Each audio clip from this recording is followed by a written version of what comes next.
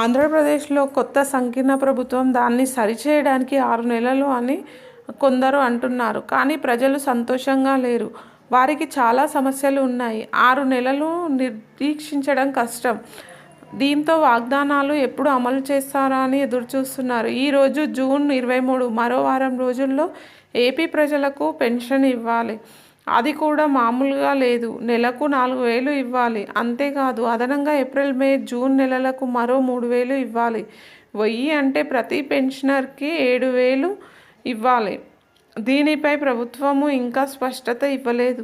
చంద్రబాబు ఎన్నికల సమయంలో జూలైలో 7,000 రూపాయలు. ఇప్పుడు సీఎం అయిన తర్వాత మళ్ళీ అదే బాటలో మాట చెబితే బాగుంటుంది. ప్రజలకు స్పష్టత ఉంది.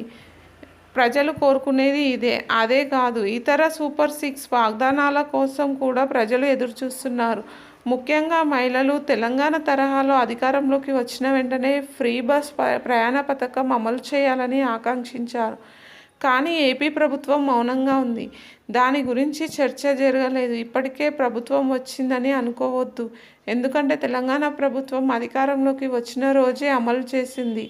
కాబట్టి ఆంధ్ర ప్రభుత్వం కూడా దీన్ని అమలు చేయాలని మహిళలు డిమాండ్ చేశారు. ఎందుకంటే అది అమలు చేసిన నెల రోజుల తర్వాతే ఆర్టీసీకి డబ్బులు అందుతాయి. దీనిపై కూడా ప్రభుత్వం స్పష్టత ఇవ్వాలి. మహిళలకు నెలకు 1,500 రూపాయలు ఇస్తామన్న హామీపై ప్రభుత్వం నోరు మెదపలేదన్నారు. కనీసము చర్చిస్తానని కూడా చెప్పలేదు. ఏదన్నా చెప్పకుండా వదిలేస్తే జనం ప్రశ్నలుగానే వదిలేస్తారు. ముఖ్యంగా ఏపీలో సంకీర్ణ ప్రభుత్వం గెలవడానికి మహిళలే కారణం. పెద్ద ఎత్తున తరలి వచ్చి అభిప్రాయ సేకరణ చేసి కూటమికి చిరస్మరణీయ విజయాన్ని అందించారు.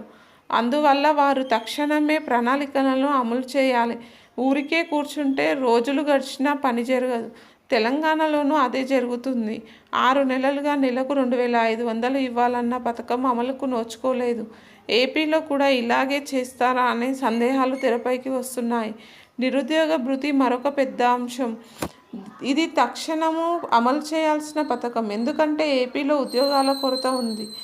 ఉపాధి కల్పనలో గత ప్రభుత్వం విఫలమైంది. మెగా డిఎస్సి కూడా అమలు కావడం లేదు. కొత్త ప్రభుత్వం మెగా డిఎస్సిని ప్రకటించింది. కానీ ఇతర ఉద్యోగులకు ఇంకా హామీ ఇవ్వలేదు. కావున నెలవారీ ఉద్యోగ భృతి 3,000 రూపాయలు ఇవ్వాలి. కనీసము జూలై నుంచి అయినా అమల్లోకి వస్తుందనే చెప్పాలి.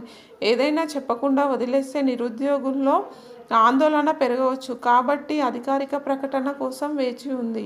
మరెన్నో ప్రాజెక్టులు ప్రభుత్వం మెడకు కత్తి మీద సాంలా వేలాడుతున్నాయి. వాటిపై స్పష్టత రాకపోతే ప్రజల ఆగ్రహానికి గురికాక తప్పదు. దీంతో ఏపీ ప్రభుత్వం మేల్కొంది. ఏపీ ప్రభుత్వ కేబినెట్ సమావేశం జూన్ 24న అంటే సోమవారం ఉదయం 10 గంటలకు అత్యవసరంగా జరగనుంది. ఈ ప్రభుత్వానికి ఇదే తొలి మంత్రివర్గ సమావేశం.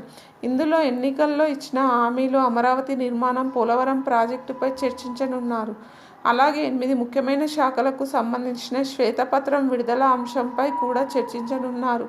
15,000 కోట్లకు పైగా అప్పులు ఉన్నాయని ప్రభుత్వము చెప్తున్న విషయంపై కూడా చర్చించనున్నారు. కాబట్టి కేబినెట్ భేటీ తర్వాత వెలువడే ప్రకటనలు కీలకం కానున్నాయి.